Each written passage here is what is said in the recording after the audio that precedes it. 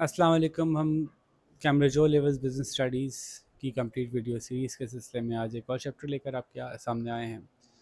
Chapter का नाम है cost scale of production and break even analysis. तो ये भी जैसे मैंने आपको बताया था पिछले चैप्टर में कि ऑपरेशंस मैनेजमेंट, बिज़नेस ऑपरेशंस के हवाले से मुख्तलिफ़ बातें हम करेंगे।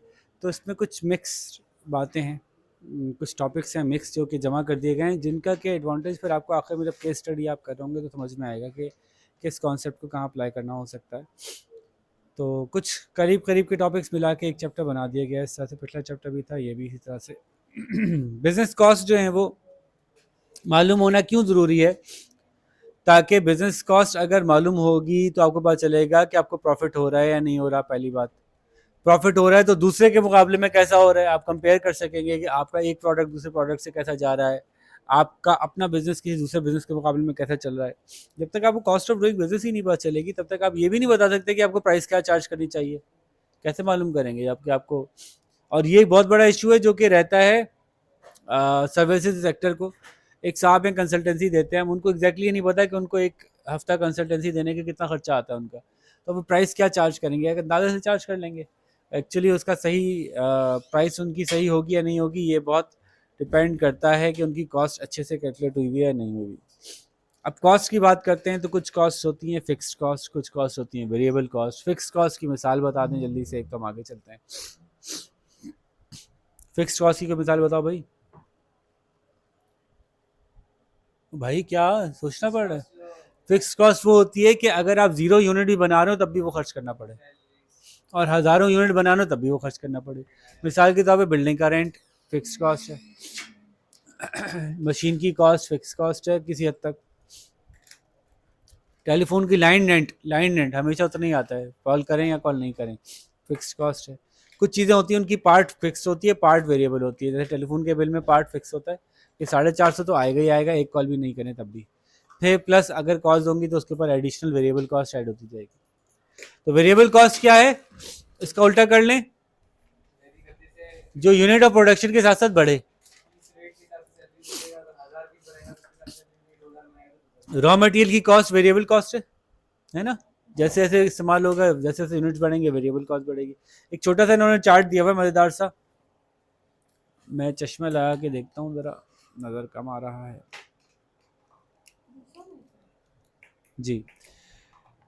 बिजनेस कॉस्ट के बारे में छोटी समरी दी हुई है कि बिजनेस कॉस्ट प्रॉफिट और लॉस निकालने के लिए मालूम की जाती है। फिक्स कॉस्ट वो होती है जो आउटपुट चेंज होने पे चेंज नहीं होती। बिजनेस कॉस्ट जो है वो मालूम करने से मैनेजर्स को डिसीजन मेकिंग में आसानी होती है। Total cost is equals to fix cost plus variable cost. ये कॉन्सेप्ट क्लियर है कि टोटल कॉस्ट निकालनी है तो फिक्स कॉस्ट और वेरिएबल कॉस्ट को ऐड करते हैं, टोटल कॉस्ट निकल आएगी। और एवरेज कॉस्ट निकालनी हो तो कैसे निकालेंगे कि टोटल आउटपुट को टोटल कॉस्ट को टोटल आउटपुट से डिवाइड कर दें। कितनी कॉस्ट आई टोटल, कितने यूनिट्स बनाए टोटल।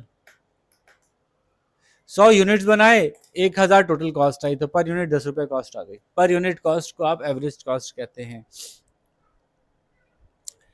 तो average cost of the production कैसे निकाली जाएगी, टोटल कॉस्ट को टोटल आउटपुट से डिवाइड कर देंगे। इससे आपको जनरल अंदाजा हो जाएगा कि आपका एक यूनिट कितने का बन रहा है। ऑफ कोर्स ये एग्जैक्ट अंदाज़ा नहीं होता, इसमें कुछ ना कुछ एडजस्टमेंट्स होती हैं, लेकिन एक किसको कहते हैं ना, बॉल पार्क फिगर आ जाती है।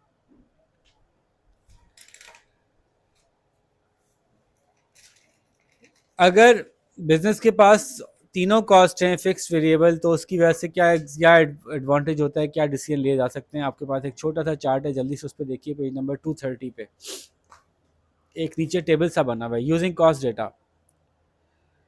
अगर आपके पास सेटिंग प्राइस का काम है, आपको प्राइस सेट करनी है चीज की। Average cost of making a pizza is $3। Business को अगर $1 प्रॉफिट चाहिए तो उसको प्राइस क्या रखनी चाहिए, $4। कॉस्ट प्लस प्राइसिंग कहलाएगी ये, है ना। कॉस्ट प्लस प्राइसिंग याद है आप लोगों को।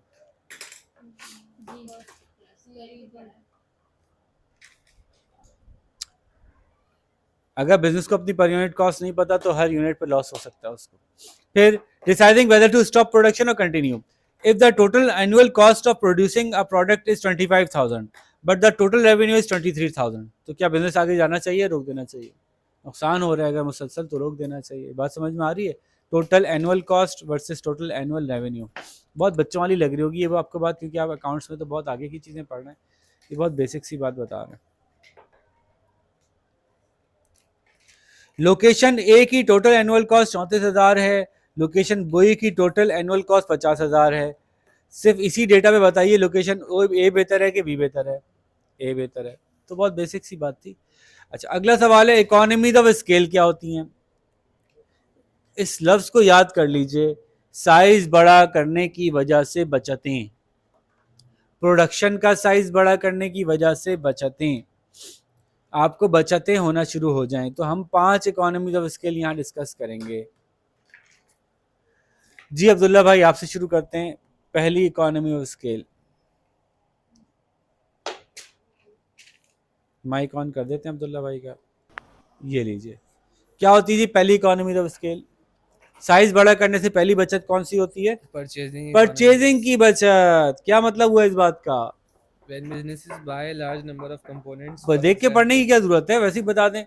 जब आपका साइज बड़ा होता है तो आप ज्यादा परचेजेस करते हैं, जब आप ज्यादा परचेज करते हैं तो आपको क्या मिलता है? बल्क पे डिस्काउंट बल्क पर डिस्काउंट मिलता है। जवार भाई अगली इकोनॉमी बताएं। Marketing economies. इसका क्या मतलब होता है? साइज बड़ा करने से मार्केटिंग के अंदर ही बचत होने लगती है, वो कैसे? क्योंकि आपको जो है, आप लार्ज कंपनी है तो आप ज़्यादा जो है गुड्स भेजेंगे, अपने फिनिश गुड्स भेजेंगे, तो जो है आपकी ट्रांसपोर्ट की बचत होगी। हम तो मार्केटिंग इकोनॉमी की बात कर रहे हैं। मार्केटिंग इकोनॉमी का मतलब ये होगा कि मार्केटिंग करने में बचत हो। मार्केटिंग दो तरह की होती है, आपको याद है, एक एडवर्टीजमेंट होती है, एक प्रमोशन होती है। जब आप बहुत बड़े बायर होते हैं ना, बहुत बड़े मार्केटियर होते हैं, बहुत बड़ी कंपनी होती है, तो आपको पर एड कॉस्ट कसम पड़ने लगती है। जब आप किसी अखबार से, किसी टीवी चैनल से बात करते हैं कि भाई मुझे एक एक ऐड चलाना है, तो आपको उस ऐड के बताता है 10 लाख रुपए। लेकिन अगर आप टीवी चैनल से बात करते हैं कि मुझे हर 10 मिनट पे एक ऐड चलाना है, तो अब आपको एक ऐड पड़ेगा शायद 20,000 का या 30,000 का। तो जब आप ज़्यादा बड़े प्रोड्यूसर होते हैं तो फिर साइज बड़ा होने से बचतें होने लगती हैं आपको। मार्केटिंग में ही बचतें होती हैं, ठीक है। इसी तरह से ज़्यादा साइज होता है तो जैसे अभी आपने कहा, एक ही ट्रक में बहुत सारा सामान लोड होके जा सकता है, उससे इवेंचुअली आगे मार्केटिंग में बचत होगी ना आपको, कि आप मार्केट के अंदर कम प्राइस पे अपना सामान पहुंचा पाएंगे, तो प्रमोशनल ऑफर्स दे सकेंगे, इस तरह के काम कर सकेंगे। उरूज बाजी, फाइनेंशियल इकोनॉमीज क्या मतलब हुआ? लार्जर बिजनेस पढ़ के नहीं सुनाए, समझ के बताएं। फाइनेंशियल इकोनॉमीज ये होगा कि बड़े बिजनेसेस होने की वजह से जो है ना ज़्यादा बड़ा साइज होने की वजह से बचतें होना। परचेजिंग इकोनॉमी समझ में आ गई, मार्केटिंग इकोनॉमी समझ में आ गई, मार्केटिंग में बचत होती है। फाइनेंशियली कैसे बचत होती है? ज़्यादा कैपिटल रेज कर पाते हैं, ज़्यादा और सस्ता। जब आप बहुत बड़ा बिजनेस होते हैं तो फिर आप कहते हैं कि भाई मुझे लोन चाहिए, बाकी लोगों को 3% पे दे रहा हूँ, मुझे 1% पे दो, क्योंकि मैं तो इतना ज़्यादा लोन ले रहा हूँ, छोटा मोटा थोड़ी ले रहा हूँ, मैं तो रेगुलर कस्टमर हूँ, पक्का उधारियाँ हूँ, आपसे ही लेते ही रहता हूँ पैसे, मुझे तो सस्ते दो। तो फाइनेंशियली आपको फंड ज़्यादा भी मिलता है और सस्ता भी मिलता है। अगर आप बड़े कंपनी होते हैं तो कम उस पर कॉस्ट लगती है आपकी। और मैनेजेरियल इकोनॉमीज क्या होती है?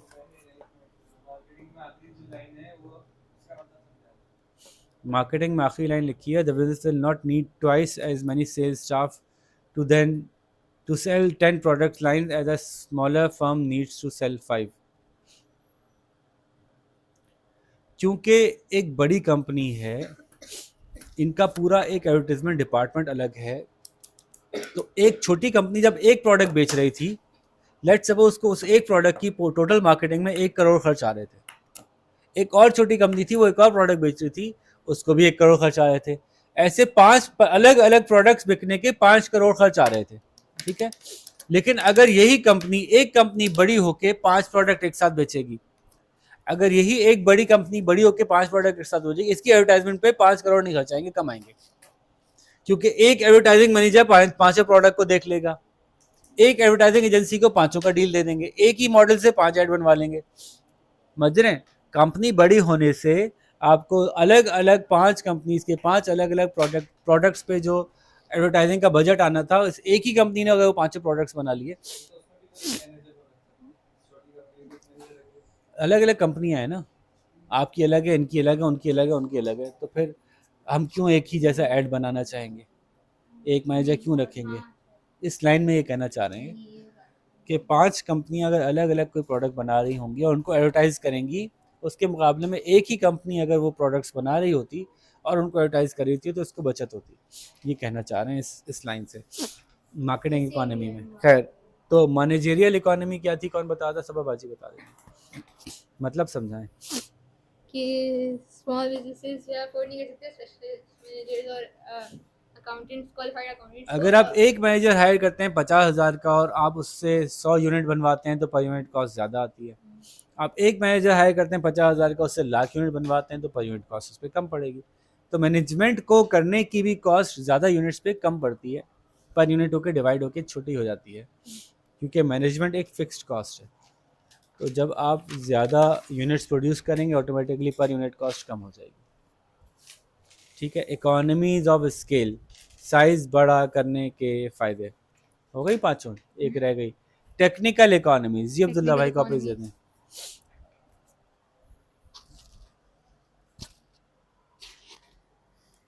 टेक्निकली यार इतना आसान बात है, आप तो आईटी में काम करते हैं। बड़ी कंपनी को टेक्निकली क्या फ़ायदा है? जिसके पास पैसे ज़्यादा हैं वो माइक्रोसॉफ्ट का अकाउंट भी वाला ले सकती है जो ज़्यादा पैसों पे सस्ता पड़ता है। एक इंडिविजुअल एक अकाउंट लेने जाएंगे वो बहुत महंगा पड़ेगा, 6 का लेने जाएंगे सस्ता पड़ेगा, 20 का लेंगे और सस्ता पड़ेगा। आप ऑरेकल की सब्सक्रिप्शन लेने जाएंगे, एक लेने जाएंगे महंगी पड़ेगी, 50 लेंगे सस्ती पड़ेगी। विंडोज़ का लाइसेंस लेने जाएंगे, पीसी लेने जाएंगे, हर चीज़ में ही आपको जहाँ जहाँ टेक्नोलॉजी की इन्वॉल्वमेंट है वहाँ अगर आपका साइज़ बड़ा होगा तो पर यूनिट कॉस्ट आपकी कम आना शुरू हो जाएगी बाकियों का मुकाबले। स्लो प्रोडक्शन करेंगे आप, फिर आप वो टेक्नोलॉजी यूज़ कर सकते हैं जो बड़ा साइज़ होने की वजह से ही यूज़ हो सकती है, बाकी लोग नहीं कर सकते। वो वाली इक्विपमेंट, वो वाली मशीन, वो वाला सेटअप आप डाल सकते हैं जो आपको बहुत ज़्यादा बेहतर पर यूनिट कॉस्ट के हिसाब से सस्ती प्रोडक्शन करके देगी, तो दूसरी कंपनीज नहीं कर सकती क्योंकि आपके पास इकोनॉमीज़ हैं, आप बहुत मेजर स्केल पे काम कर रहे हैं। जवाब भाई, डिसइकोनॉमीज भी कोई चीज़ होती है? साइज़ बड़ा होने से नुकसानात। इकोनॉमीज का मतलब बचतें, तो डिसइकोनॉमीज का मतलब नुकसानात साइज़ बड़ा करने के।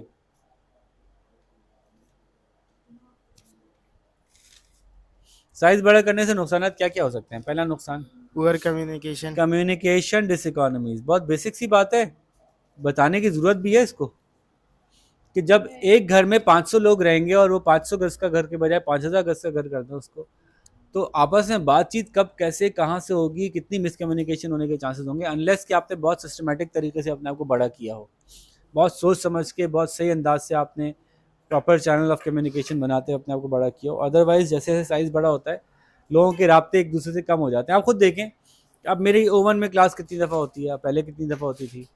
साइज़ बड़ा हो गया ना स्कूल का। अब मैं क्लास 3 में कितनी दफ़ा जाता हूँ, पहले कितनी दफ़ा जाता था?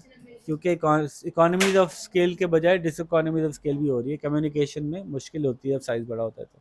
जी उरूज बाजी, नेक्स्ट। और क्या नुकसान हो सकता है साइज़ बड़ा होने का?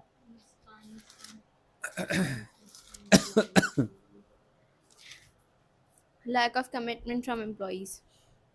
जब आपकी कंपनी बहुत बड़ी होती है तो लोग आपकी कंपनी को पर्सनल नहीं लेते। फिर जब छोटी सी होती है ना बिजनेस, छोटा बिजनेस, तो सब एक दूसरे को भाई भाई महसूस करते हैं कि यार ये छोटा था, हमारा कारोबार है, हमारा बिजनेस है, हम लोग मिलके चला रहे हैं, हमारे करने से हो रहा है, अगर हम आज नहीं पहुंचे तो काम नहीं होगा। जब ये बहुत बड़ा बिजनेस हो जाता है, हज़ारों एम्प्लॉइज़ होते हैं, तो हर एक ये कहता है मेरे ना जाने से क्या होगा यार, सिर्फ मैं थोड़ी चला रहा हूँ, तो बहुत बड़ा कारोबार है, बहुत लोग कर रहे हैं, मैं ही नहीं करूँगा एफर्ट तो भी चलेगा, कोई मसला नहीं। तो लैक ऑफ कमिटमेंट होना शुरू हो जाता है।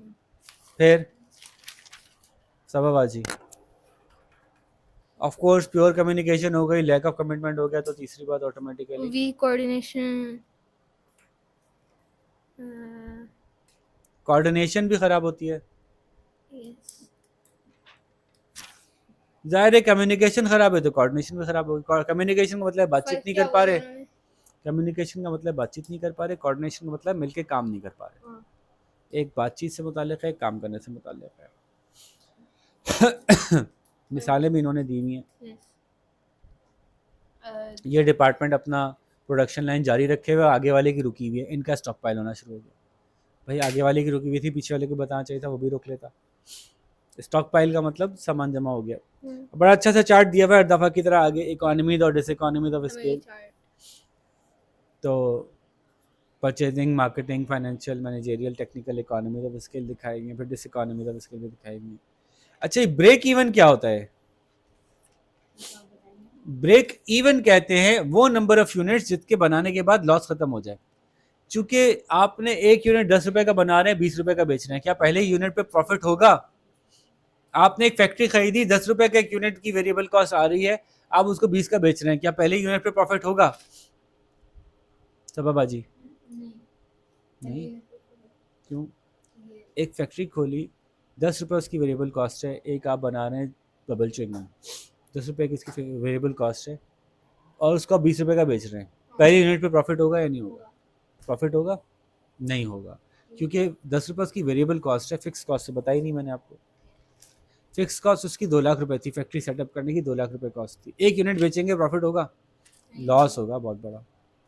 तो ये पता करें कि कितने यूनिट बेचने के बाद पूरा ये मामला प्रॉफिट की तरफ जाएगा। एक यूनिट तो महंगा बेच रहे हैं हम, 10 का बना के 20 का बेच रहे हैं, लेकिन ओवरऑल कितनी? तो आप क्या करेंगे? नंबर ऑफ यूनिट्स निकालने के लिए अपना ब्रेक इवन एनालिसिस करेंगे। ब्रेक इवन का मतलब यही होता है कि कहाँ जाके हमारी कॉस्ट कवर हो जाएगी और हम प्रॉफिट के रीजन में दाखिल हो जाएंगे। तो चार्ट से बनाया जा सकता है, ग्राफ से बनाया जा सकता है। फॉर एग्जांपल मैं आपको अगर एक मिनट के लिए अगर आप लोग जहमत करें और खड़े हो जाए, तो अगर आप लोगों ने याद है मैथ्स पे थोड़ा सा ग्राफ तो बनाए हैं, तो एक यूनिट की 10 रुपये है, तो 2 यूनिट के 20 रुपये, 3 यूनिट के 30 रुपये, 4 रुपये, 4 यूनिट के 40 रुपये। जो आपकी रेवेन्यू होता है वो ऐसे चलता है, जीरो से ही शुरू होता है। 0 यूनिट पे 0 रेवेन्यू, 100 यूनिट पे 100 रेवेन्यू, अगर 1 रुपये का एक था लेट सपोज। लेकिन कॉस्ट जो है वो 0 से नहीं चलती, क्योंकि फिक्स्ड कॉस्ट ऐसे बनती है, कितने भी यूनिट बना लें उतनी ही रहेगी, और वेरिएबल कॉस्ट इसके ऊपर से चलती है, फिक्स्ड कॉस्ट के ऊपर से चलती है। तो ये इस ग्राफ से पता चला कि जो मेरी वेरिएबल कॉस्ट थी वो क्या थी? वेरिएबल कॉस्ट ऐसे चल रही थी, वेरिएबल कॉस्ट ऐसे चल रही थी, और फिक्स्ड कॉस्ट ऐसे चल रही थी। Fixed cost plus variable cost जमा किया तो टोटल कॉस्ट की ये लाइन आ गई। ये टोटल कॉस्ट है, टोटल रेवेन्यू। जहाँ टोटल कॉस्ट और टोटल रेवेन्यू आपस में इंटरसेक्ट किए, ये मेरा पॉइंट है, इतने यूनिट्स पे मुझे ब्रेक इवन होगा। ठीक है, तो ब्रेक इवन के लिए टोटल कॉस्ट और टोटल रेवेन्यू चाहिए। अगर फिक्स कॉस्ट और वेरिएबल कॉस्ट अलग अलग दिया हुआ है तो उनको ऐड करके भी आप total cost total revenue plot कर सकते हैं। ठीक है, तो इससे हमें ये पता चल जाता है कि कम से कम इतने यूनिट्स बनाएंगे तो प्रॉफिट शुरू होगा, जितना आगे जाते जाए उतना प्रॉफिट है। लेकिन ये एक जनरल एनालिसिस है। क्या ऐसा होगा कि जितना आगे चले जाए प्रॉफिट वाइड ही वाइड होता चला जाएगा? नहीं, ऐसा नहीं है। जैसे इकोनॉमीज भी होती है ना, आगे पता चला हमें, साइज बड़ा करेंगे प्रॉफिट बढ़ेगा बढ़ेगा, लेकिन एक वक्त आएगा ये प्रॉफिट का, ये स्ट्रेट लाइन होती नहीं है प्रॉफिट की। ये प्रॉफिट का जो चीज़ लाइन होती है स्ट्रेट लाइन नहीं होती। ये कॉस्ट की जो लाइन होती है स्ट्रेट लाइन नहीं होती। एक्चुअली कहीं जाके दोबारा से लॉस में आप कन्वर्ट हो सकते हैं। हो सकता है एक हद से ज़्यादा साइज़ बड़ा करने से मैनेजमेंट से आउट हो जाए आपकी चीज़, फिर आपकी कॉस्ट दोबारा बढ़ना शुरू हो जाए कम होने के बजाय। ठीक है, ये देखें, ये बड़ा इंपॉर्टेंट ग्राफ है, इसको ज़रा ध्यान में रखिएगा कि ऐसा हो सकता है कि आपका fix cost variable cost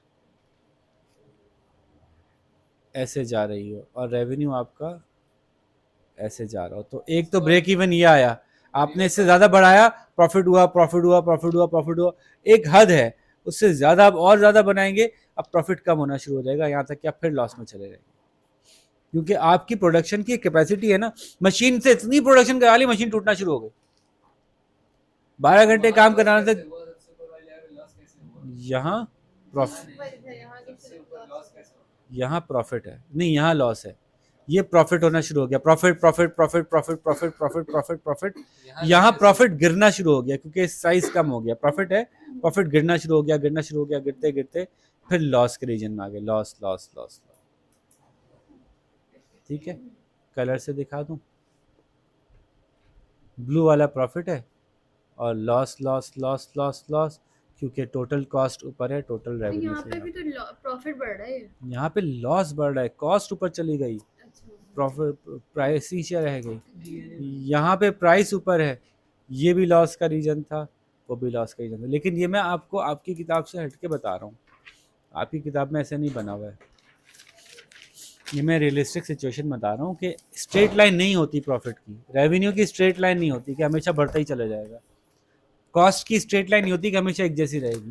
variable cost भी एक लिमिट के बाद बढ़ना शुरू हो जाती है, क्योंकि उसमें इनएफिशिएंसीज, चीज़ों का टूटना फूटना, एक लिमिट से आगे क्रॉस करेंगे, या तो फिर फिक्स कॉस्ट बढ़ाएं आप, मजीद इन्वेस्टमेंट करें, एक और मशीन लेकर आएँ, एक और यूनिट लगाएं, और अगर यूनिट एक और नहीं लगाए तो सिर्फ वेरिएबल कॉस्ट बढ़ाते ही चले जाएं और कभी एक जैसी बढ़ती रहेगी, ऐसा नहीं होगा।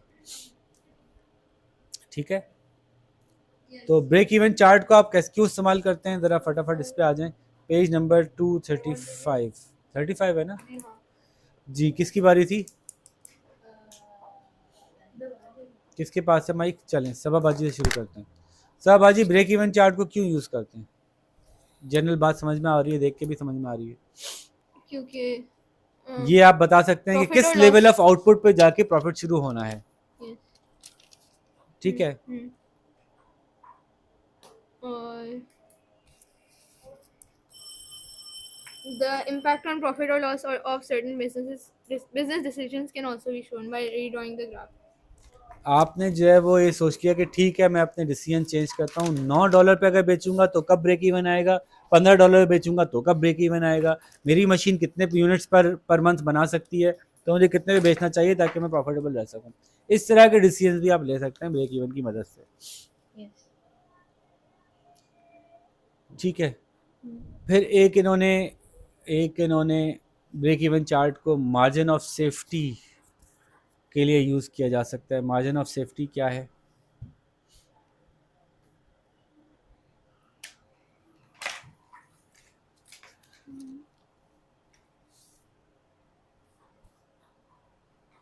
मार्जिन ऑफ सेफ्टी क्या चीज़ है भाई? Margin of safety is the amount by which sales exceed the break-even point. कितनी अमाउंट से सेल्स जो है ब्रेक इवन पॉइंट को एक्सीड कर रही है। अच्छा, क्या मतलब हुआ? आगे चलें, समझें, ज़रा पढ़ के सुनाएं। मेरे को दिख भी नहीं रहा, चश्मा लगा लूँगा जी। अब बताएं। In the graph above, if the firm is producing 1,000 units, the safety margin is 167 units. Uh, However, if it sells 2,000 units, then the margin safety is 167 units.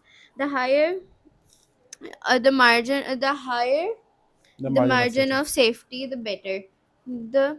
It means that if sales were to fall for any reason, then it is likely that business will still be इसका मतलब making क्या a हुआ कि profit आप because sales जब have. आपकी cost ज़्यादा होती है और प्रॉफिट कम होता है, आपकी प्राइस आपकी कॉस्ट को कवर नहीं कर रही होती, तो आपका हर यूनिट अभी लॉस में जा रहा होता है। एक सर्टेन पॉइंट जिसका ब्रेक इवन कहते हैं, उसके बाद आपके हर यूनिट की जो प्राइस है वो आपकी कॉस्ट से ऊपर होती है। तो जितना आप आगे जाते चले जाएंगे, आपकी जो पर यूनिट प्रॉफिट है उसका लेवल ही बढ़ता जाएगा, क्योंकि फिक्स कॉस्ट अपनी जगह रुकी हुई है। तो सेफ्टी, मार्जिन ऑफ सेफ्टी का मतलब है कि आप ब्रेक इवन से कितने आगे निकल गए हैं। जितना ब्रेक इवन से आगे निकल जाएंगे उतना फ़ायदा होगा। लेकिन मैंने आपको बताया ब्रेक इवन चार्ट एक बहुत बेसिक सा एनालिसिस है, आप लोग तो इससे बहुत आगे के एनालिसिस कर चुके हैं। ब्रेक इवन चार्ट बहुत बेसिक सा एनालिसिस है, इसकी कुछ लिमिटेशंस हैं। जी जब्बार भाई, क्या लिमिटेशन है?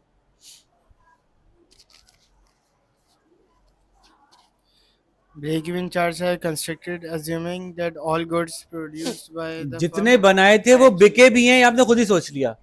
मैं अगर 5 लाख यूनिट बनाऊंगा ना तो मेरा ब्रेक इवन हो जाएगा। भाई 5 लाख बिकेंगे भी, 5 लाख बना तो लोगे, 5 लाख बेच भी लोगे कि नहीं लोगे, ये यहाँ पे अज्यूम्ड है। ये बहुत इंपॉर्टेंट, सबसे इंपॉर्टेंट पॉइंट है कि ब्रेक इवन में पहले से आप अज्यूम कर लेते हैं कि जितने भी आप यूनिट बनाएंगे सब बिक रहे होंगे, जबकि ये ज़रूरी नहीं है कि बिक रहे हों। और fixed costs only remain constant if the scale of production does जो not मैंने ये change. बताई कि देखने में ऐसा लगता है कि फिक्स कॉस्ट बस एक ही दफ़ा आई, हालांकि अगली दफ़ा जब बिजनेस ने आगे बढ़ना है एक लिमिट से ज़्यादा बिजनेस आगे बढ़ेगा तो फिक्स कॉस्ट दोबारा इनकर करनी पड़ेगी, एक और नई मशीन खरीदनी पड़ेगी, एक और नया स्कूल खोलना पड़ेगा, एक और नई जगह चाहिए होगी आपको, वो यहाँ कहीं नज़र नहीं आ रही होती, सिर्फ वेरिएबल कॉस्ट एक स्ट्रेट बढ़ रही होती है आगे। और break even charts concentrate on the break even point of production, but there are many other aspects of the operations of a business which need to be analyzed by managers. For example, how to बस reduce इतने wastage बना of लो कि break even हो जाए, बस यही सोचते रहते हैं अगर इस एनालिसिस पे ही खाली तवक्कुल किया जाए, जबकि यही तो ऑब्जेक्टिव नहीं है ना कि इतने बना लो कि ब्रेक इवन हो जाए। क्यों ना इस तरह से काम करो कि आपकी कॉस्ट ऑफ प्रोडक्शन कम हो जाए, क्यों ना इस तरह से काम करो कि वेस्टेज कम हो जाए, क्यों ना और भी चीज़, तो और चीज़ें भी हैं एनालिसिस के लिए, सिर्फ ब्रेक इवन अकेला काफ़ी नहीं है। अब्दुल्ला भाई, अभी मैं थोड़ी देर पहले एक बात बताई थी, अब इन्होंने भी कह दिया। The simple charts used in this section have assumed that costs and revenue can be drawn with straight lines. Ji This will not often be the case. For example, increasing output to the capacity of a factory may involve paying overtime wages paid to production workers. ये सारी बात हमने discuss की ना कि दरअसल आपका जो कॉस्ट और रेवेन्यू है वो स्ट्रेट लाइन नहीं होता, बल्कि ब्रेक इवन एनालिसिस बाज़ वक़्त आपको मिसलीड करता है, आपको समझ ऐसा लगता है कि आप इससे आगे बनाए चले जाओ, प्रॉफिट हुए चले जाएगा, ऐसा ज़रूरी नहीं है। हो सकता है रेवेन्यू रिड्यूस होना शुरू हो जाए और कॉस्ट बढ़ना शुरू हो जाए, अनलेस कि आप उसमें मज़ीद जूस डालें, यानी फिक्स कॉस्ट डालें। ठीक है, इसके बाद एक बड़ी अच्छी केस स्टडी है, अगर आप वो करेंगे तो उसके बाद आपको ब्रेक इवन को कैलकुलेट करना भी आ जाएगा, जो कोई ऐसा मसला नहीं है। आप उसमें पहले फिक्स कॉस्ट को और टोटल कॉस्ट को और टोटल रेवेन्यू कंपेयर करके निकाल सकते हैं। दूसरा तरीका ये है जी, दूसरा तरीका ये है कि जैसे इसमें केस स्टडी दी हुई है, देखिए आप कंट्रीब्यूशन पर यूनिट निकाल लेते हैं। Contribution towards what? Contribution towards the fix cost. आपने कहा टोटल मैं नंबर ऑफ यूनिट्स ये सेल करूंगा, ओके, सेलिंग प्राइस ये है, वेरिएबल कॉस्ट ये है, तो बाकी मेरा जो भी प्रॉफिट की तरफ कंट्रीब्यूशन है वो कितना है मुझे बता दो। एक चीज़ 20 रुपये की वेरिएबल कॉस्ट पड़ रही है, 40 की बेच रहे हैं, तो ऊपर कितने चार्ज कर रहे हैं? 20 रुपये। ये कंट्रीब्यूशन कहलाता है। क्या ये प्रॉफिट कहलाएगा? नहीं, क्योंकि अभी फिक्स कॉस्ट भी तो निकालनी है ना। फिक्स कॉस्ट को पहले माइनस कर दें, फिर जाके पता चलेगा कि अब प्रॉफिट होगा कि नहीं होगा। तो देखिए इन्होंने एक बिल्कुल डिफरेंट अप्रोच रखी है। ज़रा चले इसको मेरे साथ आप करके देखिए। मैंने कहा कि मेरे पास वेरिएबल कॉस्ट 100 रुपये है, मेरी प्राइस जो है वो 200 रुपये है, तो कंट्रीब्यूशन पर यूनिट कितना हो गया? 100 रुपये। ये बात समझ आ गई उरूज जी? अब मैंने पता किया कि मेरे ब्रेक इवन के लिए कितनी प्रोडक्शन चाहिए, तो यहाँ से मालूम हो सकता है। मैंने कहा मेरी 1 लाख रुपए तो फिक्स कॉस्ट है, तो फिर मुझे कितने यूनिट्स प्रोड्यूस करने चाहिए? हर यूनिट 100 रुपये कंट्रीब्यूट कर रहा है, तो 100 से डिवाइड कर दो, तो पता चलेगा कि 1000 यूनिट के बाद मेरी फिक्स कॉस्ट कवर हो जाएगी। तो ये कंट्रीब्यूशन पर यूनिट के हिसाब से भी ब्रेक इवन निकाली जा सकती है, टोटल कॉस्ट टोटल रेवेन्यू से भी निकाल सकते हैं। इसके कुछ सवाल आप मज़ीद सॉल्व करेंगे तो आपको और ये क्लियर हो जाएगा कॉन्सेप्ट। यहाँ पे हम क्लोज करते हैं इस चैप्टर को, और नेक्स्ट चैप्टर में हम डिस्कस करेंगे achieving quality production. Chapter number 20 है और चंद पेज का ये, तो इसीलिए मैं इसको इसी चैप्टर के साथ अटैच कर रहा हूँ, और बहुत मज़ेदार सा चैप्टर है। आपको प्रोडक्शन की क्वालिटी मेंटेन करनी चाहिए या नहीं करनी चाहिए, ये बताइए आप। 3 पेज का चैप्टर है खाली, थोड़ी सी आपसे इनपुट और चाहिए। अगर आप अपने प्रोडक्ट की क्वालिटी मेंटेन करते हैं तो क्या फ़ायदा होता है? सबा बाजी, quality of the product maintain करने में क्या फ़ायदे हैं? नंबर 1, माइक उठाइए, माइक अपने तौर पे खुद भी सोचिए ना। अगर आप जो प्रोडक्ट लेती हैं हर दफ़ा अच्छी क्वालिटी का मिलता है, तो उस ब्रांड के बारे में आपके तासुरात अच्छे बन जाते हैं, ब्रांड इमेज जो है वो पॉजिटिव हो जाएगा। जी उरूज बाजी, और क्या हो जाएगा? जब ब्रांड इमेज पॉजिटिव हो जाएगा तो लॉयल्टी पैदा हो जाएगी। लॉयल्टी क्या होती है? आप खुद ब खुद रिटेंशन, कस्टमर रिटेंशन, खुद ब खुद आप दोबारा जाके खरीदते हैं, आपकी रेपुटेशन अच्छी हो जाती है। जी जब्बार भाई, और क्या हो जाता है? जाहिर सी Sales बात है increase होती आपकी सेल्स बढ़ती हैं, जब सेल्स बढ़ती हैं तो ऑटोमेटिकली आपका प्रॉफिट बढ़ता है, और जब प्रॉफिट और सेल्स बढ़ रहा होता है तो आप ओवरऑल आखिरकार नए कस्टमर्स मज़ीद हायर कर सकते हैं, एक्वायर कर सकते हैं, ठीक है। जबकि अगर आपकी क्वालिटी अच्छी नहीं है तो बिल्कुल इसका उलट कर लें, कस्टमर्स चले जाएंगे, सेल्स गिर जाएंगी, रेपुटेशन ख़राब हो जाएगी। तो क्वालिटी का मतलब क्या होता है?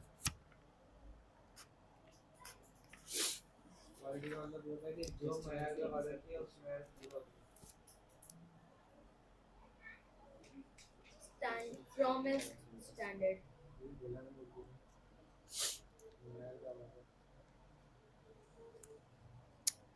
क्वालिटी किसी चीज़ को हाईएस्ट प्राइस पे बनाने का नाम नहीं है। हाँ, उस चीज़ की expected usefulness on that price level, expected usefulness on that price level को कम से कम मीट करती हो। Expected usefulness of that product on that price level, ये बात समझ रहे हैं? दोबारा रिपीट कर सकते हैं? Expected. एक्सपेक्टो Petronas, Expected Patronus does it. जो कीमत आप पे कर रहे हैं, इस कीमत पे आपके जहन में क्या है कि ये चीज़ कितनी यूजफुल होनी चाहिए थी, कितनी लॉन्ग लाइफ होनी चाहिए थी, कितना काम की होनी चाहिए थी, ये मालूम अगर आपके जहन में जो चीज़ है, ये क्वालिटी कहलाती है। कस्टमर की एक्सपेक्टेशंस किसी प्रोडक्ट के साथ मीट करे। फॉर एग्जांपल, मैंने 10 लाख रुपए का एक बहुत नाजुक सा पेन लिया, गिर के टूट गया, लेकिन मेरी एक्सपेक्टेशन थी बहुत नाजुक है भाई, टूटना ही था ना गिर के, है ना। लेकिन मैंने 200 रुपए का एक हथौड़ा लिया, गिर के टूट गया, मुझे बड़ा गुस्सा आ रहा है, टूट गया, गुस्सा आ रहा है ना, क्योंकि उससे एक्सपेक्टेशन थी। तो गिर के टूटना जरूरी नहीं है कि क्वालिटी हो, कि ये गिर के नहीं टूट रहा इसलिए ज़्यादा क्वालिटी है। कस्टमर एक्सपेक्टेशंस का मीट करना जो उस प्राइस लेवल के हिसाब से थी, ये थी।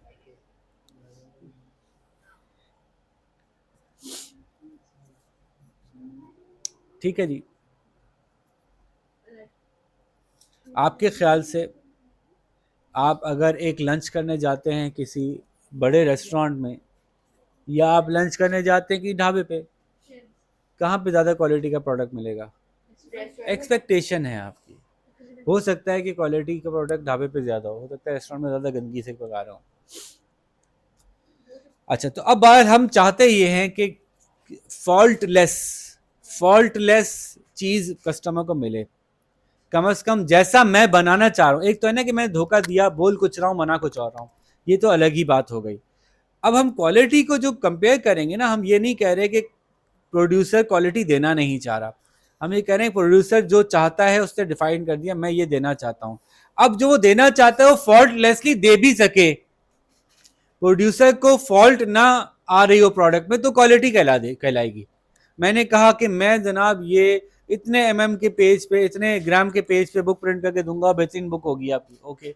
अब आपने ग्रामेज का ख्याल रख लिया तो पेज का तो सेम मतलब हो गया, प्रिंटिंग में 4 कलर यूज कर लिए, लेकिन आपके पेपर की क्वालिटी और प्रिंटिंग की क्वालिटी, मिस प्रिंट तो कहीं नहीं हो रहा, कहीं पेपर छुट तो नहीं रहा, कहीं एक्स्ट्रा चिपके हुए तो नहीं है। तो अब ये जो आपने फॉल्ट अगर नहीं होगी प्रोडक्ट में, आपने जो प्रॉमिस किया था वो तो आपने दे दिया, लेकिन फॉल्ट भी नहीं है साथ में, तो अब ये क्वालिटी को मजीद इन्हांस कर देगा।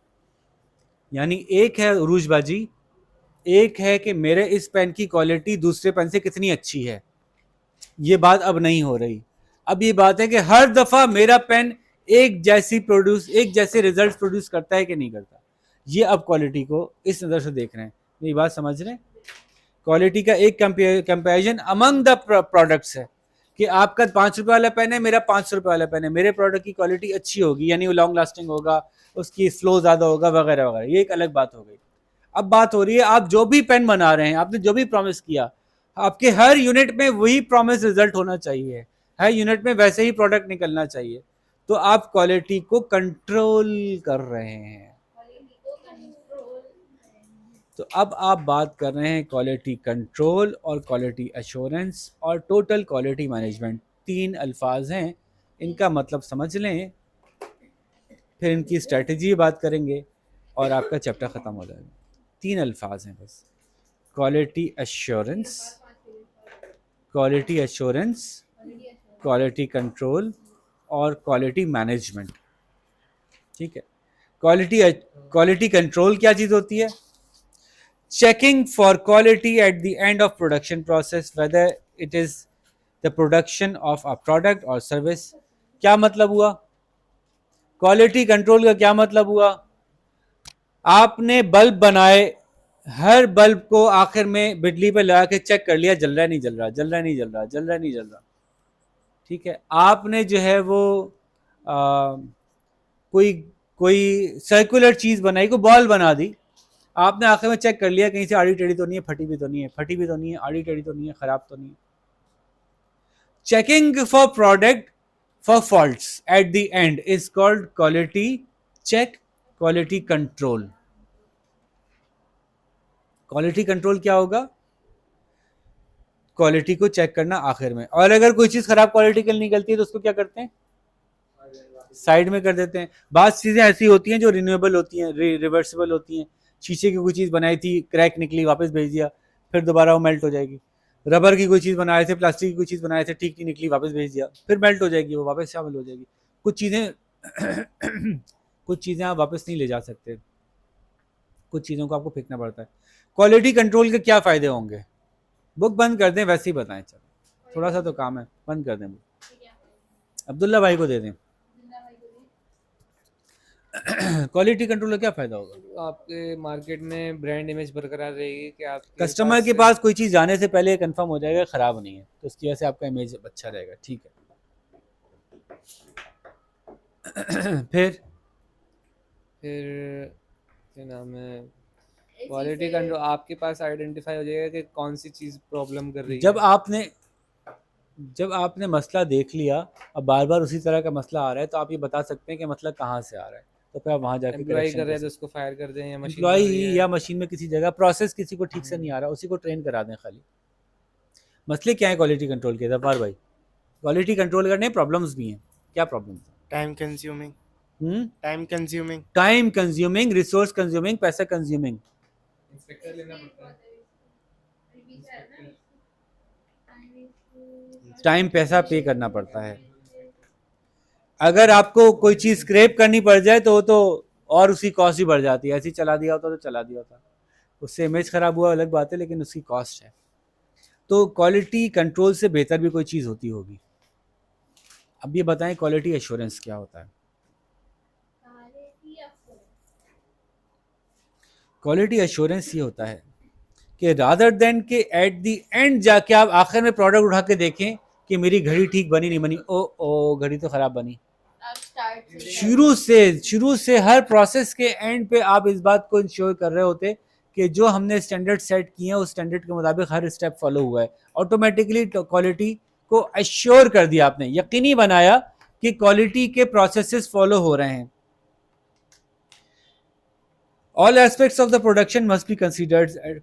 Attention must be paid to the design of the product and the components and the material and the delivery schedule and the sales service and the quality checking. Everything, every step has to be assured कि वो उस step को follow कर रहा है जो आपने फैसला किया था कि मैं इस डिज़ाइन इस तरीके से काम करूँगा। क्वालिटी स्टैंडर्ड्स के लिए आपकी वर्कफोर्स ट्रेंड होनी चाहिए। फिर हर लेवल पे वर्कफोर्स ट्रेंड होनी चाहिए। उसको पता हो कि यहाँ से मैं आगे नहीं भेज सकता जब तक मैं इस लेवल पर प्रोड्यूस नहीं कर दूँ। क्या एडवांटेजेस होंगे उरूजबाजी क्वालिटी एश्योरेंस के? एक तो ये कि जो है ना, यही होगा कि कस्टमर्स की तरफ से जो है ना कंप्लेंट्स कम आएंगी। अच्छा, इवन फिनिश प्रोडक्ट्स में क्वालिटी फॉल्ट्स कम हो जाएंगी। हाँ। अगर एश्योरेंस के मामले के ऊपर काम कर रहे हैं तो पीछे से ही काम साफ सुथरा होता हुआ आगे आएगा। शुरू से ही मामला क्वालिटी कंट्रोल पे आपका खर्चा कम हो जाएगा। एक और ये कि जब फिनिश प्रोडक्ट आपके उसमें जो है ना कोई फॉल्ट नज़र आता है तो आपको वो उसकी कॉस्ट पड़ती है।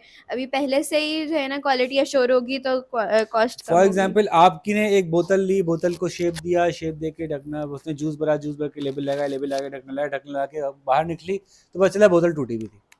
अगर इस शुरू में ही पता चल जाता है कि बोतल टूटी हुई थी तो उसमें जूस नहीं भरते, जूस ज़ाया नहीं होता, ढकना ज़ाया नहीं होता, लेबलिंग ज़ाया नहीं होती, तो आपकी मजीद कॉस्ट इतनी ही ज़्यादा क्वालिटी कंट्रोल के वक्त जो कॉस्ट ज़्यादा लगती है स्क्रैपिंग के वक्त, जबकि स्क्रैपिंग के वक्त, जबकि क्वालिटी एश्योरेंस की वजह से शुरू में ही चीज़ पकड़ ली जाती है तो इतनी कॉस्ट नहीं आती, लेकिन इसके भी कुछ ड्रॉबैक्स हैं क्या सबाबाजी?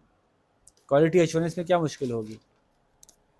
क्वालिटी एश्योरेंस एक्सपेंसिव है एम्प्लॉइज को ट्रेन करना। क्वालिटी कंट्रोल जितना एक्सपेंसिव है उससे ज़्यादा एक्सपेंसिव क्वालिटी एश्योरेंस है इन टर्म्स ऑफ कॉस्ट। हालांकि इसके फ़ायदे बहुत ज़्यादा हैं, यस यस लेकिन अभी फ़ायदों की बात नहीं कर रही, सिर्फ कॉस्ट की बात करें तो इसका किसी कॉस्ट भी ज़्यादा नहीं। अब हर स्टेज पे आपको ट्रेन करना है लोगों को, जी हाँ। हर स्टेज पे चेकिंग होगी। और इसमें बहुत ज़्यादा आप डिपेंडेंट होते हैं अपने एम्प्लॉयज़ के ऊपर कि वो आपको ये चेक करके दे रहे होते जी, और एम्प्लॉइज कमिटेड होंगे तभी हो पाएगा, वरना अगर वो नहीं हैं। है। जी। अब एक चीज़ होती है total quality management, TQM।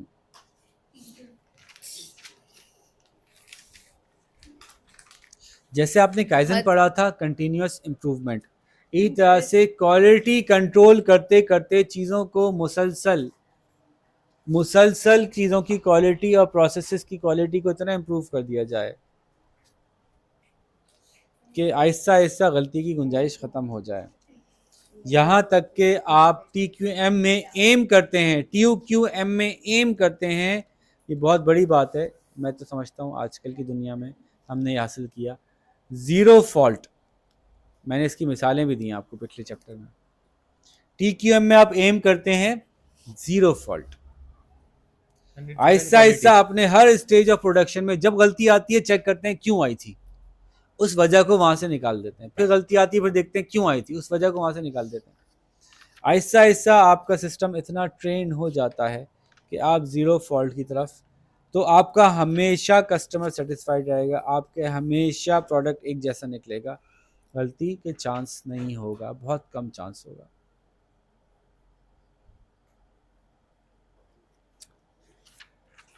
TQM जो है वो काइजन के साथ बहुत क्लोजली एसोसिएटेड है। इसी तरह से क्वालिटी सर्कल्स बनाए जाते हैं, ग्रुप्स बनाए जाते हैं, बाकायदा एक एनवायरनमेंट बनाई जाती है। हर बंदा अपने प्रोडक्ट को खुद ही देख रहा होता है, जो जिस फ्लोर पे, जिस शॉप पे, जिस जगह काम कर रहा होता है, जो वर्कर, वो खुद इस बात के साथ अवेयरनेस के साथ बैठा होता है कि मेरे हाथ से कोई लेसर क्वालिटी प्रोडक्ट निकलने नहीं पाएगा, मैं ऐसी गारंटी देता हूँ। तो यूँ हर कॉग, हर बंदा, हर टूल अपनी जगह अच्छा काम करता है तो टोटल क्वालिटी मैनेजमेंट हो पाती है। ऑफ कोर्स इसके बेतहाशा फ़ायदे होते हैं। क्वालिटी अगर बिल्ट इन होती है तो कस्टमर्स का बहुत ज़्यादा एतमाद होता है आपके ऊपर। क्वालिटी अगर अच्छी होती है, TQM होता है, तो एम्प्लॉयज़ भी बड़े अपने ना एक प्राउड फील करते हैं कि भाई हम TQM में काम करते हैं, भाई ऐसे छोटा मोटा काम नहीं करते हैं। और इसी तरह से एक अप्रोच है जिसको हम कहते हैं राइट फर्स्ट टाइम। बड़ी खूबसूरत अप्रोच है कि जब पहली दफ़ा बनाया तो पहली दफ़ा में ही ठीक बनाया। ऐसा नहीं हो कि बनाया फिर गड़बड़ थी, फिर बेहतर करते करते ऐसा ऐसा गड़बड़ें कम हुई, पहली दफ़ा में ही ठीक बनाया। ठीक है, नो कस्टमर कंप्लेंट्स, बेहतरीन ब्रांड इमेज। आप पाकिस्तान में टोयोटा और सुजुकी की कार की मिसाल ले लें। आप सुजुकी कार लेते हैं, आप एक्सपेक्ट करते हैं दरवाज़ा बंद करेंगे, हो सकता है ना बंद हो, नई गाड़ी ली है, हो सकता है दरवाज़ा ठीक से बंद ना हो सकता है, स्टीयरिंग की अलाइनमेंट आउट हो सकता है, व्हील्स के अंदर मसला हो, क्योंकि वो TQM हमें पता है कि नहीं कर रहे। लेकिन टोयोटा की गाड़ी लेते हैं तो आप एक्सपेक्ट करते हैं कि नहीं यार गाड़ी में कम से कम बेसिक फॉल्ट्स नहीं होंगी। क्योंकि वो TQM की कोशिश कर रहे हैं, तो TQM की कोशिश कर रहा होता है, ऑटोमेटिकली उसकी ब्रांड का इमेज लोगों के दिल में बिल्कुल अलग होता है। फिर जो ऑल्दो TQM के लिए बहुत एक्सपेंसिव आपको इन्वेस्टमेंट करनी पड़ती है ट्रेनिंग एंड डेवलपमेंट के हवाले से देखें, लेकिन ओवरऑल पे बिजनेस की बचत होती है। लेकिन इसमें क्योंकि कोई ख़राब चीज़ निकल ही नहीं रही, कभी कस्टमर कोई चीज़ रिटर्न करने आ ही नहीं रहा, तो ओवरऑल लॉन्ग रन में देखा जाए तो बिजनेस की बहुत बचत होती है। तो ये स्टेप वाइज ही होता है, पहले क्वालिटी कंट्रोल की तरफ आप जहन बनाते हैं, फिर क्वालिटी एश्योरेंस पे जाते हैं, इवेंचुअली TQM की तरफ आप जाते हैं। उसके बाद अब मुख्तलिफ स्टैंडर्ड्स आ गए हैं कारोबार करने के। आखिरी बात है, इसके बाद ये चैप्टर ख़त्म हो जाएगा, फिर देखेंगे कि अगला मिलाना है या नहीं मिलाना है। अगला लास्ट चैप्टर है ऑपरेशंस का। एक नज़र मैं देख लूँ अब अगले चैप्टर को। ओहो, ये तो बहुत आसान चैप्टर है, वाह। चलें यहाँ पॉज करके दूसरी वीडियो बनाएंगे, इसको तो एंड करें। भाई क्वालिटी एश्योरेंस के कुछ स्टैंडर्ड्स आ गए हैं मार्केट में, यानी आपकी कंपनी कहती है हम बहुत अच्छी क्वालिटी मेंटेन करते हैं, यकीन जानिए, तो लोग कहते हैं हम क्यों माने, तो आप कहते हैं दुनिया में क्वालिटी इंस्पेक्शन के कुछ इदारे हैं, हम उनसे सर्टिफिकेशन ले लेते हैं, इससे आपको पता चल जाएगा कि हमारी क्वालिटी बहुत अच्छी है। इस काम के बहुत से इदारे हैं, जैसे कि लैपटॉप के अगर ऊपर EVO लिखा हुआ है तो इसका मतलब है कि एक स्पेशल सर्टिफिकेशन इसको मिली हुई है, कम अज कम इसके अंदर इतने GB रैम ज़रूर होगी, कम अज कम इसके अंदर इतने GB SSD ज़रूर होगी, कम अज कम इसकी स्क्रीन की ब्राइटनेस इतनी ज़रूर होगी, कम अज कम इसका स्टार्टअप टाइम इतने सेकंड्स का होगा, बहुत से बहुत फिंगरप्रिंट स्कैनर ज़रूर होगा, ये ज़रूर। एक EVO का सर्टिफिकेट लगा हुआ है लैपटॉप के ऊपर, छोटा सा स्टिकर चिपका हुआ है और आपको पता चल गया है सब कुछ इसमें होगा। ये क्वालिटी एश्योरेंस, क्वालिटी के इदारे हैं जो आपको ये बताते हैं कि हमने चेक कर लिया इस प्रोडक्ट को, आपको फिक्र करने की जरूरत नहीं है, क्वालिटी मेंटेन है इसकी। कुछ प्रोसेसेस के इदारे हैं जो आके देख के जाते हैं, जैसे कि ISO सर्टिफिकेशन होती है, इंटरनेशनल स्टैंडर्ड्स ऑर्गेनाइजेशन, जो ये तय करती है कि हर चीज़ को बनाने का कोई स्टैंडर्ड है, आपका कंपनी वो स्टैंडर्ड मीट करती है या नहीं करती है। तो अगर आप ISO फलाने नंबर के सर्टिफाइड हैं, इसका मतलब है सफाई का ये स्टैंडर्ड मेंटेन है। ISO फलाने नंबर का सर्टिफाइड है, इसका मतलब है आपके पास प्रोडक्शन की एफिशिएंसी इस लेवल की है। ISO फलाने, हम ग्रीन स्टार से सर्टिफाइड हैं, इसका मतलब है कि आपकी इन्वायरमेंटली फ्रेंडली आप प्रोडक्शन बना रहे हैं। तो बहुत सारे तरह की सर्टिफिकेशंस क्वालिटी की होती हैं जिनको कि आप ले लेते हैं, तो उसकी वजह से कस्टमर्स को ऑटोमेटिकली पता चलता है कि इस प्रोडक्ट की क्वालिटी एश्योर्ड है, और यूँ वो और ज़्यादा ट्रस्ट कर पाता है आपके प्रोडक्ट के ऊपर। ठीक है, तो टोटल क्वालिटी मैनेजमेंट के अंदर आपको एक असाइनमेंट दे रहा हूँ मैं छोटा सा, एक टर्म है 6 सिग्मा, ये पढ़िएगा, इसके बारे में थोड़ा सा रिसर्च कीजिएगा और मुझे 1 पेज की रिपोर्ट भेजिएगा 6 सिग्मा क्या होता है और कैसे हासिल होता है। ठीक है, क्या रिपोर्ट होगी? 6 सिग्मा क्या होता है और 6 सिग्मा कैसे हासिल किया जाता है, ये कॉन्सेप्ट आप मुझे समझाएंगे। इसके साथ ही इस वीडियो को एंड करते हैं, बहुत जल्दी आपसे दूसरी वीडियो के साथ मुलाकात करेंगे। अपना ख्याल रखिएगा, अल्लाह हाफ़िज़।